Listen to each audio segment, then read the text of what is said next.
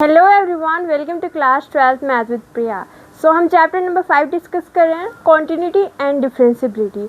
Last class में हमने type number 1 के क्वेश्चन डिस्कस किए थे। अब हम देखेंगे कि टाइप नंबर 2 के क्वेश्चन को कैसे सॉल्व करते हैं। So with step by step हम यहाँ पे देखेंगे, ताकि अगर आपको स्टेप पता है तो आप हर एक क्वेश्चन को सॉल्व कर सकते हो।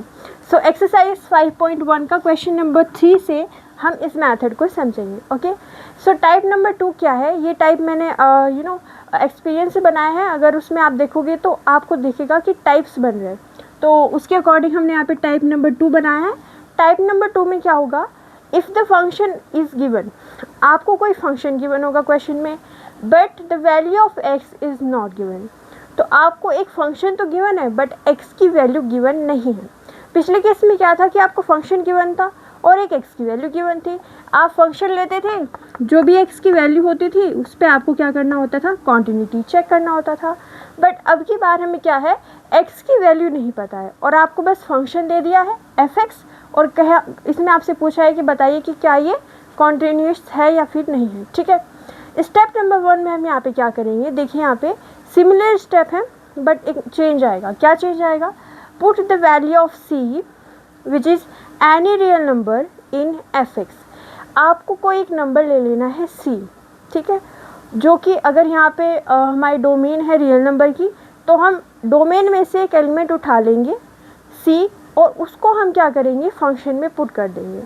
अब यहाँ पे हमें जो एक्स की वैल्यू नहीं पता है उसको हम मान लेते हैं कोई एक आर्बिट्री वैल्यू सी, ठीक है, और इस सी को लेकर के हम उसी मेथड से इसको सॉल्व करेंगे। ठीक है, तो बस आपको यहाँ पे कोई 2, 3 कोई ऐसी वैल्यू नहीं रखनी है, सिंपली आप सी ही वहाँ पे रखोगे और उससे ही आप आगे कंटिन्यू करोगे। ठीक है, तो स्टेप नंबर 1 से स्टार्ट करते हैं कि हमें सी की वैल्यू फंक्शन में रखनी होती है। तो चलिए आइए इसको यहाँ से रफ कर देते हैं। ओके, तो क्या करना है हमें स्टेप नंबर 1 में, फंक्शन जो है उसमें हमें सी की वैल्यू रखनी है। तो यहाँ पे जहाँ पे भी एक्स है वहाँ पे क्या पुट कर दीजिए सी, तो यहाँ पे क्या मिलेगा हमें एफ सी। क्लियर है? तो एक्स के यहाँ पे क्या पुट कर देंगे हम सी, तो यहाँ पे क्या आएगा C-5। स्टेप नंबर 1 बहुत इजी है। अब यहाँ पे C क्या है ये भी आप बता दीजिए साइड में, where C is any real number, where C is any real number. Okay, क्योंकि डोमेन हमारी कैसी है, रियल है। ओके, तो यहाँ पे हमने कोई C एक एलिमेंट लिया, C को हमने फंक्शन में पुट कर दिया और स्टेप नंबर 1 कंप्लीट हुआ। ओके, स्टेप नंबर 2 में क्या है, हमें लेफ्ट हैंड लिमिट निकालनी है। ठीक है, जैसे हम पिछले स्टेप्स में करते थे पिछले टाइप के क्वेश्चन में, तो अब भी हम यहाँ पे लेफ्ट हैंड लिमिट निकालेंगे, बट जो सी है उसको सी ही रखेंगे, कोई यहाँ पे वैल्यू पुट नहीं करेंगे। तो देखिए यहाँ पे हम क्या करते हैं, लेफ्ट हैंड लिमिट निकालते हैं। तो चलिए आइए लेफ्ट हैंड लिमिट। ठीक है, अब तो आपने पिछले क्वेश्चन में देखा हुआ है कि कैसे करते हैं। कैसे करते हैं? लिमिट एक्स टेंड टू, जो भी हमें वैल्यू गिवन होती थी वहाँ पे क्या लगाते थे हम, सी नेगेटिव। तो यहाँ पे सी ही है, तो हम यहाँ पे क्या कर देंगे, सी नेगेटिव लगा देंगे। इस सी नेगेटिव का मतलब क्या है? इस सी नेगेटिव का मतलब ये है कि यहाँ पे सी के लेफ्ट की वैल्यू। ओके, अगर सी पॉजिटिव हो तो क्या मतलब होगा उसका, कि सी के राइट की वैल्यू, ये हम जानते हैं। तो यहाँ पे X tend to C negative F X हमें निकालना है और यही हमारी लेफ्ट हैंड लिमिट है। तो यहाँ पे लिख देते हैं एफ एक्स। ओके, अब एफ एक्स क्या है वो क्वेश्चन के अकॉर्डिंग चेंज होता रहेगा। तो यहाँ पे क्या आएगा, limit X tend to C negative. Okay, अब यहाँ पे एक्स जो फंक्शन है वो क्या है, x-5 है, तो हम यहाँ पे x-5 रख देते हैं। ठीक है, अब आप h वाला मेथड भी लगा सकते हो, चलो लगा के देखते हैं यहाँ पे। तो क्या आएगा, लिमिट देखिए यहाँ पे x है ना, तो x की वैल्यू क्या है c, x की वैल्यू क्या है यहाँ पे c। अगर हम इसके लेफ्ट में जा रहे हैं तो c में से कुछ कम हो जाएगा। क्या कम होगा, कुछ छोटा सा नंबर कम हो जाएगा h, तो यहाँ पे क्या रहेगा ये c-h। c के लेफ्ट में c में से कुछ कम हो गया होगा, तो क्या कम हुआ होगा h, तो यहाँ पे से x क्या होगा, c-h।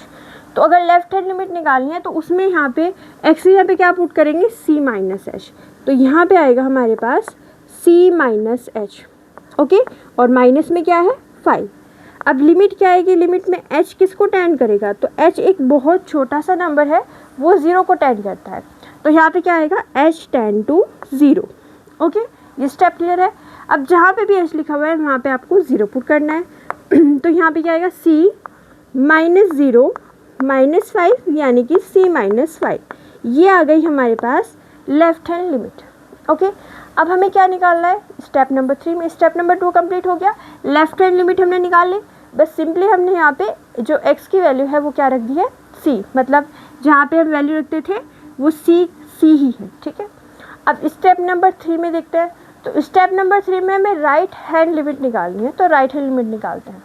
ठीक है, तो राइट हैंड लिमिट कैसे निकलेगी बताइए। यहाँ पे लिमिट क्या आएगा, राइट हैंड लिमिट यहाँ पे आता है लिमिट x टेंड टू, क्योंकि ये राइट में है तो c पॉजिटिव c प्लस, इसका मतलब क्या है c के राइट हैंड की वैल्यू, और यहाँ पे फंक्शन हमारे पास fx है। ओके, अब आगे देखते हैं। तो ये आएगा limit x tend to c positive, function क्या है, फंक्शन है x -5। ओके, तो x -5। अब h वाला मेथड यूज़ कर लेते हैं। तो यहाँ पे क्या आएगा लिमिट, अब यहाँ पे c प्लस है मतलब यहाँ पे क्या होगा c में कुछ ऐड हो जाएगा, तो यहाँ पे c के राइट में c में कुछ ऐड होगा, तो वो क्या ऐड होगा h, तो ये क्या आ जाएगा c प्लस h। तो x के जगह पे क्या पुट कर देंगे c प्लस h -5, और h किसको टेंड करता है 0 को। अब यहाँ पे हम क्या कर देते हैं 0 पुट कर देते हैं, तो c प्लस 0 -5 यानी कि ये कितना मिला हमें c -5। Okay, step number 3 clear. अब यहाँ पे लास्ट में हमें क्या चेक करना है कि क्या तीनों चीज़ें इक्वल हैं, मतलब फंक्शन की value at c, left hand limit और राइट हैंड लिमिट, क्या तीनों इक्वल है चेक कीजिए। देखिए यहाँ पे हमने fc निकाला c -5, लेफ्ट हैंड लिमिट निकाली c -5, राइट हैंड लिमिट निकाली c -5, तीनों इक्वल है। तो अगर तीनों इक्वल आ जाते हैं तो वो क्या होगा हमारे पास कॉन्टिन्यूस होगा। सो यहाँ पे हम लिखेंगे left hand limit is equal to right hand limit is equal to fc, hence function is continuous